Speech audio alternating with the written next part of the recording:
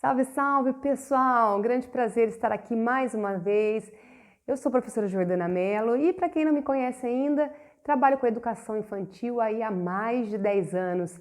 Já permeei os dois lados, já estive em sala como professora titular da sala e atualmente como profissional da educação física, trabalhando com a educação física escolar na educação infantil. Então, eu tenho postado aí nos meus vídeos atividades, sugestões de atividade, principalmente nesse período de quarentena aí, onde as aulas estão sendo feitas de forma virtual e em alguns vídeos também eu venho aqui para compartilhar com vocês experiências, conhecimento, porque acredito que nós, educadores, nós precisamos sempre estarmos unidos, né? Nos fortalecer para que a gente possa sempre levar o melhor para os nossos alunos. E no vídeo de hoje eu vou falar sobre os campos de conhecimento, né, da BNCC. Na realidade, um campo de conhecimento nesse vídeo de hoje, que seria o eu, o outro e o nós. Na realidade, o que dizer desse campo? Na minha opinião, ele deveria ser o campo da vida, né? Não campo de experiência. Afinal de contas, quando a gente se reconhece, quando a gente conhece os nossos potenciais, quando a gente tem autoconfiança, quando a gente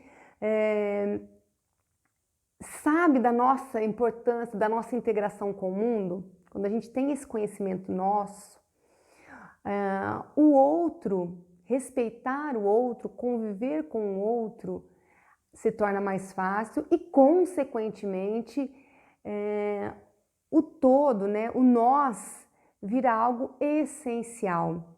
E por que eu estou dizendo isso? Porque eu acredito que este campo de experiência aí da BNCC, ele é primordial, ele está inserido em todos os outros campos, inclusive ele é a base não só da educação infantil, mas como ele deveria ser a base para o conhecimento geral de todas as pessoas, né?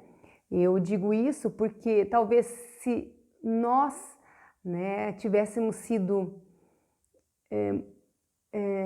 mais trabalhados, vamos dizer, vou utilizar aqui essa palavra, nesse sentido, muitas coisas que a gente vê hoje em dia, né, conflitos, por intolerância, por desrespeito à opinião do outro, por desrespeito à crença do outro, por desrespeito à opção sexual do outro, né? Muitas dessas intolerâncias, dessas violências físicas e verbais, elas teriam sido evitadas, né? Isso não só na formação escolar, mas na formação como indivíduo. Mas eu quero trazer isso então para o campo nosso, né, do nosso conhecimento dentro da educação infantil, já que não é segredo para ninguém que há um bom tempo aí nós, educadores, estamos sim assumindo papéis que teoricamente deveriam ser da família, né? Então nós aqui assumimos esse papel de levar esses conceitos, de levar essa tolerância, essa convivência. Isso tudo foi trazido para dentro do campo da escola, né? E não podemos fugir dele, tanto que a BNCC está aí para mostrar isso. E como a gente pode trabalhar isso em todos os momentos da educação infantil? Em todos os momentos é possível a gente levar esse conhecimento. Primeiro, vamos começar com o eu. Quando eu incentivo a criança, quando eu dou para ela palavras de estímulos, né, fazendo com que ela realize determinada atividade, fazendo com que ela se sinta segura ao realizar determinada atividade, que ela tenha autoconfiança, que ela consiga explorar os seus limites através aí dos outros campos de experiência, né? Isso cada vez mais vai fortalecer o ser como um indivíduo. E isso é extremamente importante. Isso é a base de um indivíduo saudável é fortalecer o seu eu, não fortalecer no sentido do egocentrismo, que já é uma característica dessa idade. Fortalecer no sentido de mostrar que é possível, que naquele momento ela pode não conseguir, mas que as coisas precisam sim ser... eu costumo sempre dizer assim, a gente precisa sempre tentar. Sabe um exemplo que eu uso muito com os meus alunos? É o seguinte, quando eles estão fazendo alguma atividade, que aí vai exigir um pouco mais de desafio, que vai exigir um pouco mais de atenção, que vai exigir um pouco mais de esforço, tem sempre aqueles que já naturalmente se empenham mais, tem aqueles outros que já têm um receio por si ou pela forma como foi criado. Aqui eu não vou entrar nessa questão, né, o porquê que está assim, o assado. Mas quando essa criança apresenta essa resistência, né, seria essa palavra. O que eu costumo dizer? Eu sento, né, na roda de conversa antes, ou quando eu chego pessoalmente para a criança, eu falo, olha, sabe o bebê, o nenenzinho, quando ele nasce, ele não sabe andar, ele não sabe falar. Todos nós aqui já fomos bebês. A gente não nasceu sabendo andar, sabendo falar, sabendo comer sozinho, como vocês já sabem agora. Vocês já foram bebês. E por isso, olha, e com o tempo... Espera só um pouquinho que eu vou ter que mudar aqui a câmera que deu um probleminha. Vocês já foram bebês, né? E com o tempo, vocês foram adquirindo essas habilidades de começar a andar, depois de começar a falar. Olha, hoje aqui vocês já correm, já comem sozinhos. Enfim, eu vou sempre dando esse incentivo. A impressão que dá, às vezes, é que a gente está realmente enchendo um balde com conta-gotas.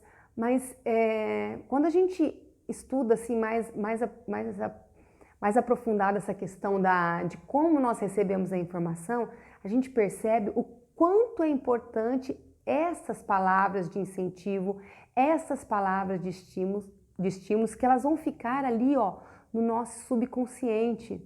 Mesmo que a gente, quando adulto, não se lembre das palavras como elas foram ditas, mas a informação ficou registrada no nosso subconsciente. Isso muitas vezes muitas vezes não, isso vai fazer diferença, sabe? Em como a gente se comporta na vida adulta.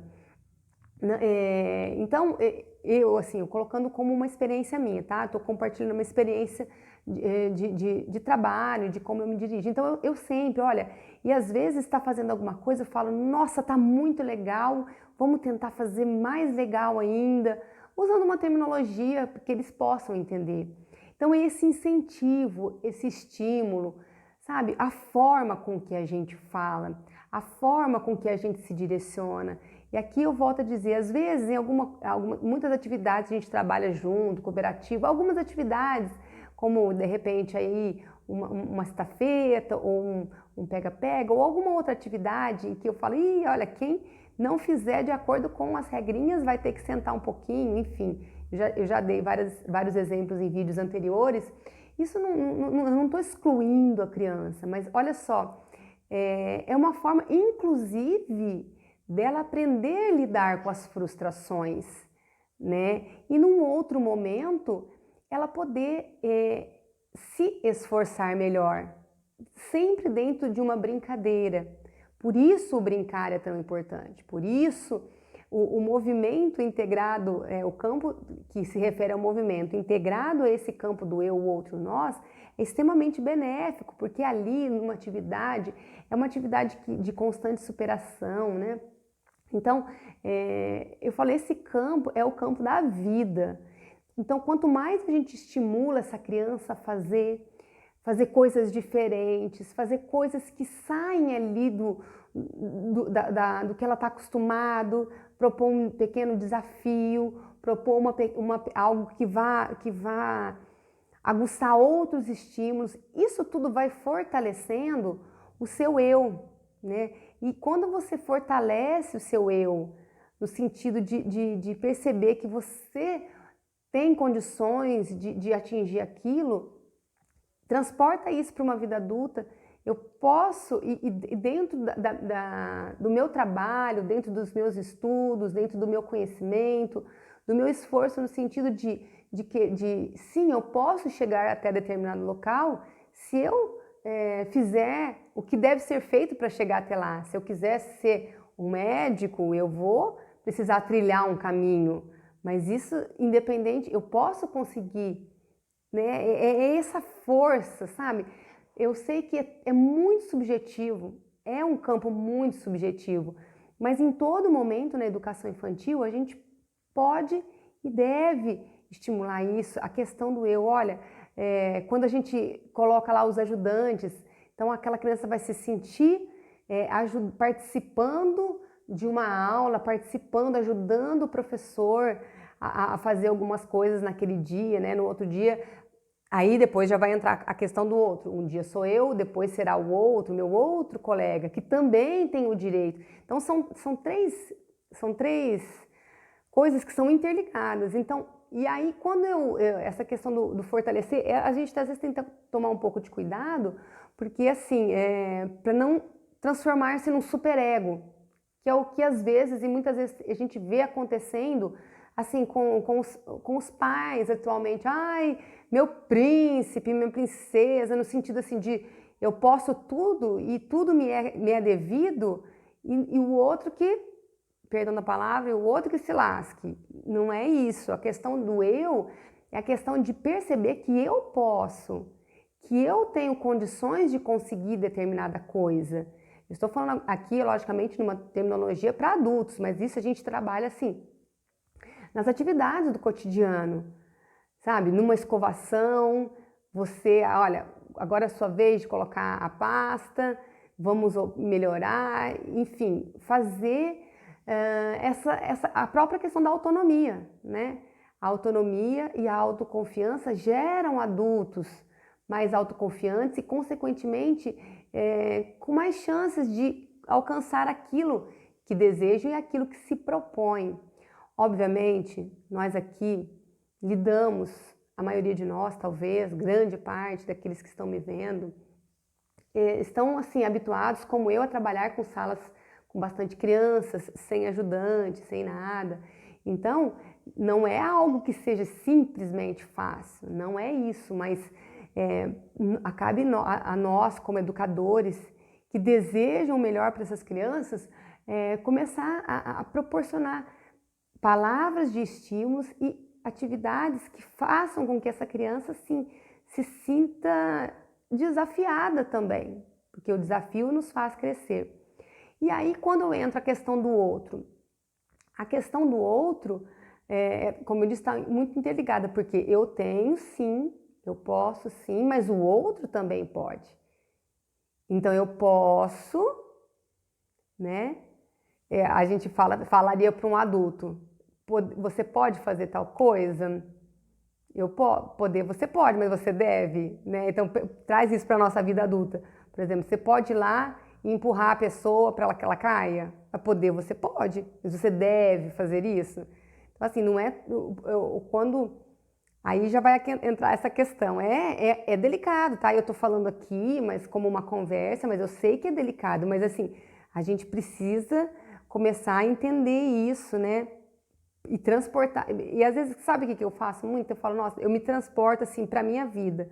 Como que eu gostaria que fosse? E aí eu tento levar isso para a rotina ali das minhas aulas. Então, o outro, olha, e aí isso eu digo muito, por exemplo, quando às vezes uma criança empurra ou põe o pé na frente para o outro cair, sabe? Coisas desse tipo, né? Eu falo, e assim, não é uma vez que a gente fala, né? Pera, eu vou terminar de concluir para não ficar meio confuso. Então, por exemplo, a criança fala, eu falo, olha, você fez isso, mas se fosse com você, você gostaria que ele colocasse o pé na frente para você cair? Essa é uma fala que eu sempre tenho. Então, se você não gostaria, ele também não gosta. Então, começar a mostrar os dois lados. Ai, Jordana, mas eles são crianças, é isso. Gente, mas é dessa fase que a gente aprende. É o que eu tô te falando, não é que você vai falar uma vez e a criança, tá bom, já sei, não preciso fazer.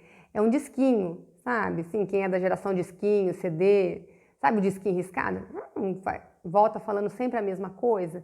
A nossa função acaba sendo essa, a gente tem que falar isso, bater sempre na mesma tecla, por quê? Para aquilo fixar no subconsciente, para aquilo entrar e ficar assim, uma informação concretizada lá no subconsciente, mesmo que naquele primeiro momento a criança não corresponda, né? Então, assim, o que eu acho é que a gente, isso no começo, quando eu comecei lá, mais de 10 anos atrás, não era sempre assim, porque eu tinha algumas concepções, na realidade, das quais foram a educação que eu tive, que não foi horrível, pelo contrário, foi uma educação bem legal. Eu quando me vejo, lembro da minha educação infantil, naquela época nem tinha essa sistematização que tem hoje, era mais brincadeira mesmo, mas eu lembro dessa questão aí do cuidado, da questão do falar, do carinho, entendeu? Não é isso que eu estou querendo dizer. Mas às vezes a gente precisa olhar a criança, ela é uma criança sim, mas ela é um ser em evolução. Então eu tenho uma informação que eu daria para um adulto, eu tenho que trazer ela no linguajar da criança. Outra coisa que já algumas pessoas que já me viram falando o que eu vou dizer agora, falaram assim para mim: ai, credo, Jordana, como é que você fala isso para criança? O que eu costumo dizer, né? Às vezes está brincando, alguma coisa, tropeça, cai, bate o joelho, ou bate o cotovelo, né? Cai, enfim. A queda é inerente ao movimento, tá? A partir do momento que você começa a andar, você está sujeito aí a tropeçar e cair. Então, não podemos privar a criança de fazer muitas coisas com medo que ela vá cair. Dentro das coisas que podem ser feitas de forma segura, a gente tem que estimular sim, e se acontecer, a gente está ali preparado para isso. Como eu falo, quando acontece isso, primeiro, tem crianças que são mais de boa, tem aqueles que, né, parece que arrancou um dedo fora. E aí eu chego perto da criança, primeiro eu olho, observo, se for eu falo assim, consegue mexer, converso tranquilamente. Aí ela tá chorando. Se for assim, joelho, cotovelo, esses ossinhos da extremidade, gente, isso dói pra caramba. Aí eu vou falar pra criança assim: ai, não foi nada. Gente, como que não foi nada? E aí a pessoa me ouviu falando o que eu vou falar, achou um absurdo. Falar: olha, eu falo mesmo, olha, eu sei que tá doendo. Eu sei, porque dói demais quando bate, mas ó, respira fundo. Aí eu seguro bem na mão, olhando no olho dela, falo: respira fundo, vai respirando que daqui a pouco vai passar. Eu sei que tá doendo. E daí quer dizer, olha, você tá mostrando, e a pessoa achou um absurdo eu falar isso. Gente, mas tá doendo. A gente sabe que dói. Eu vou falar para a criança que não tá doendo, que não foi nada? Não, vamos trazer uma realidade no linguajar que ela possa entender. Eu seguro, olho firme na mão dela e sempre falo isso. Falo: ó, respira. Aí ela vai respirando. É incrível como modifica o jeito da criança se portar diante de uma situação dessa. Modifica muito, sabe? E aí aquilo que às vezes você fica ali, ai, não sei, foi nada, parece que você está alimentando, né? Você está colocando mais lenha na fogueira. Quando você fala: eu sei que está doendo, ela entende que você sabe que está doendo, mas que vai passar. E passa, né? Vai doer um pouquinho e vai diminuindo. Aí vamos tomar uma água, vamos lavar o rosto, vai respirando. E aí tá melhorando? E elas vão falando e elas vão correspondendo, sim, tá melhorando. A gente sabe, a não ser que for uma fratura exposta, algo assim, uma coisa mais grave, que com toda a glória, graças a Deus, realmente em todos esses anos, isso comigo nunca aconteceu. As quedas normais, mas tudo dentro da normalidade. Então, é essa questão. Olha, quando você dá essa informação para a criança, ela vai entender, que ela vai falar assim: poxa, aconteceu, mas vai passar. E ela vê que vai passar. Isso não é um aprendizado? Isso não é um autoconhecimento dela entender que quando ela bate, dói, mas a dor vai passar? Né? Nesse tipo de acontecimento, numa dor que bate, esbarra na cadeira, bate o pé, bate o dedo. Ela vai entender isso. E ela entende. Então, a gente vai dando essas informações. E aí, com relação ao outro, como eu disse, muitas vezes salas lotadas, cheias. E em algumas atividades a gente precisa sim de uma atenção individual, de repente ser uma atividade que vai exigir que eu esteja mais perto, segurando a mão, se é uma coisa de equilíbrio e tal. E o que eu faço? Sem ajudante, sem assistente, vamos nos sentar em roda ou vamos sentar todos aqui. Normalmente, às vezes tem algum lugar, eu falo, encosta todo mundo aqui que nós vamos fazer, ó, todo mundo vai ver e todo mundo vai ter sua vez.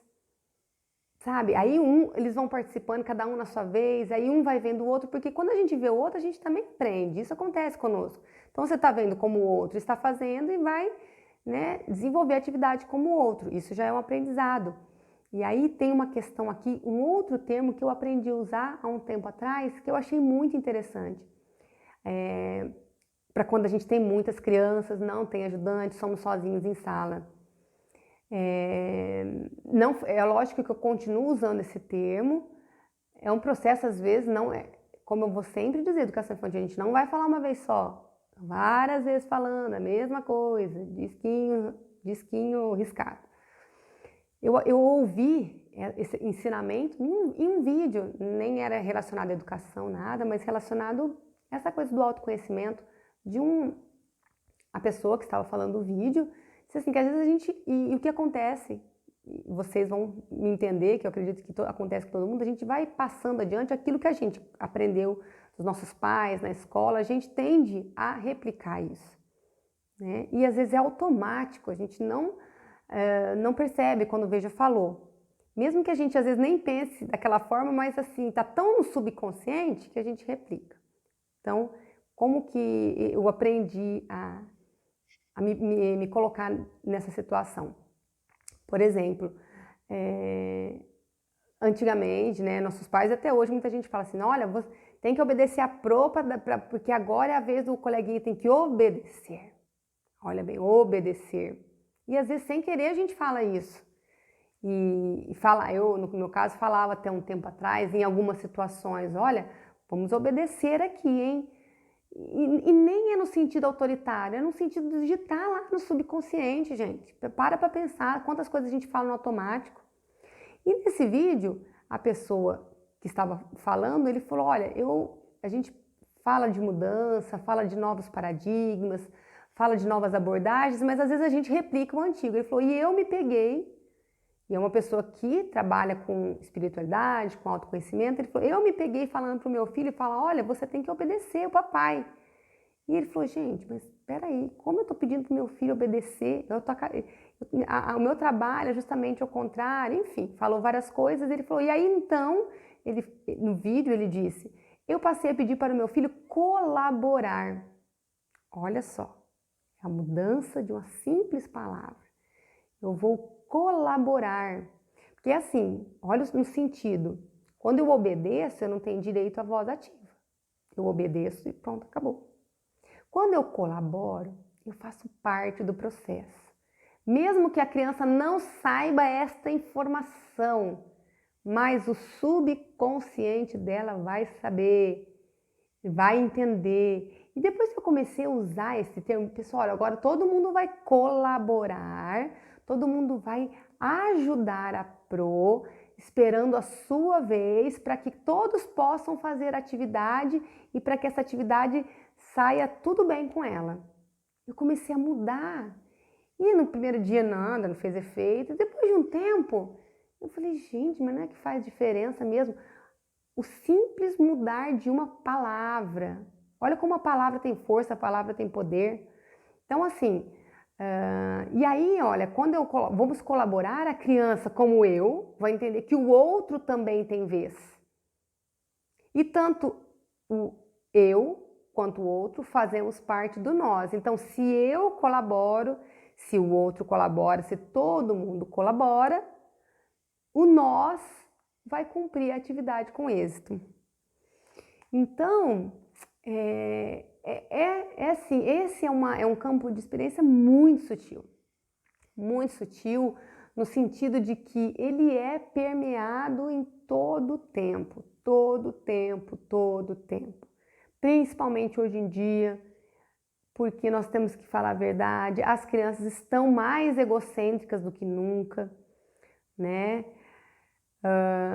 O Samitiba falava, né? Os pequenos tiranos, eles estão assim, mandando realmente, desmandando nos pais. Não aqui estou entrando em julgamento, ok? Só estou dando uma informação. Então, a nossa função aí como educador é possibilitar o máximo de informação para que esse eu se fortaleça, para que esse eu entenda que o outro também é um ser e ele também tem vez.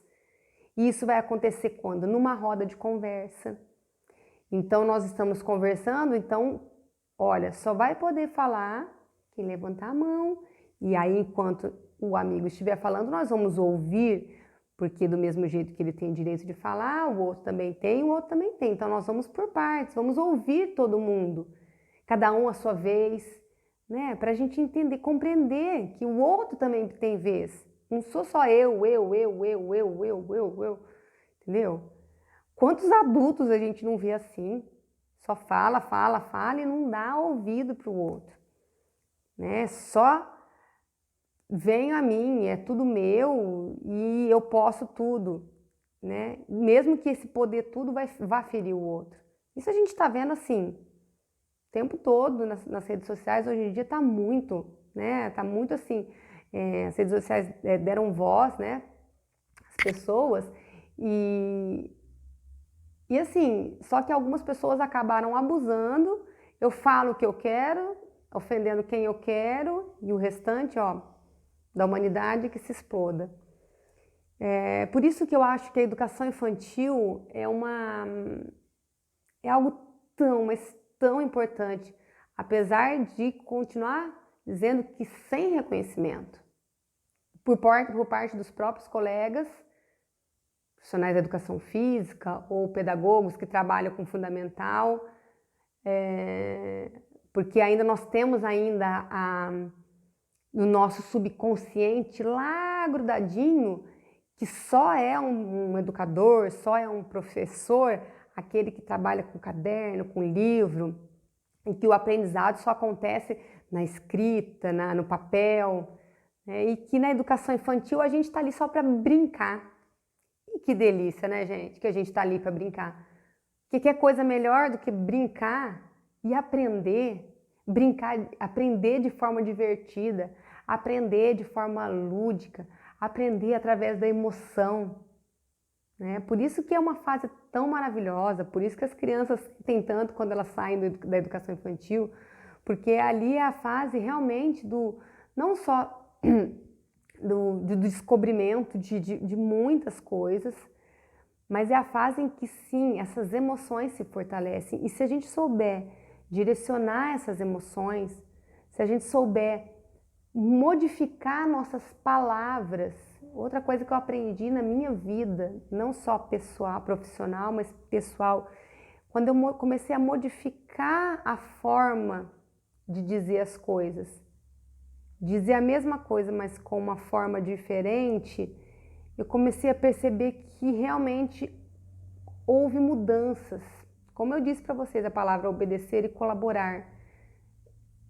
Ai, Jordana, mas é bobeira isso, não sei o quê. Eu falei, bom, eu tô aqui conversando com vocês de uma prática, sabe? Realmente, quando eu comecei a dizer para a criança, olha, eu sei que dói, mas vai passar.